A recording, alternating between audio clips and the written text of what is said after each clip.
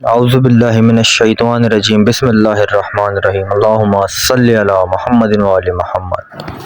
اور اے رسول اس وقت کو یاد کرو جب تمہارے پروردگار نے فرشتوں سے کہا کہ میں اپنا ایک نائب زمین پہ بنانے والا ہوں، تو فرشتے تعجب سے کہنے لگے کیا تو زمین میں ایسے شخص کو پیدا کرے گا جو زمین میں فساد اور خون ریزیاں کرتا پھرے؟ حالانکہ اگر خلیفہ بناتا ہے تو ہمارا زیادہ حق ہے، کیونکہ ہم تیری تعریف سے تسبیح کرتے ہیں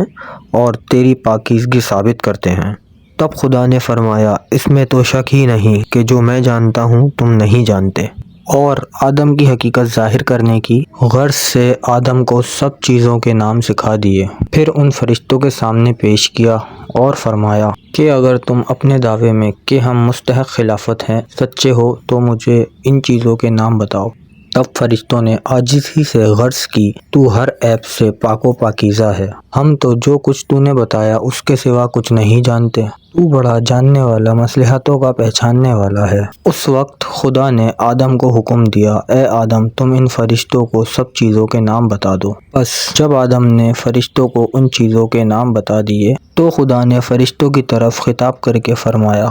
کیوں میں تم سے نہ کہتا تھا کہ میں آسمانوں اور زمینوں کے چھپے ہوئے راز کو جانتا ہوں، اور جو کچھ تم اب ظاہر کرتے ہو اور جو کچھ تم چھپاتے تھے وہ سب جانتا ہوں۔ اور اس وقت کو یاد کرو جب ہم نے فرشتوں سے کہا کہ آدم کو سجدہ کرو تو سب کے سب جھک گئے مگر شیطان نے انکار کیا اور غرور میں آ گیا اور کافر ہو گیا۔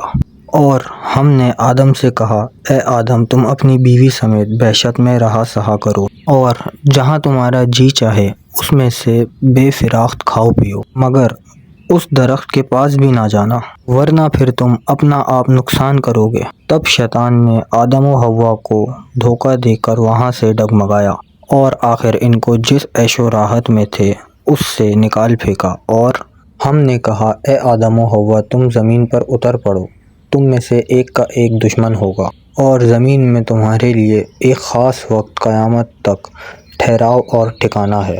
پھر آدم نے اپنے پروردگار سے معذرت کے چند الفاظ سیکھے، بس خدا نے ان الفاظ کی برکت سے آدم کی توبہ قبول کر لی، بے شک وہ بڑا معاف کرنے والا مہربان ہے۔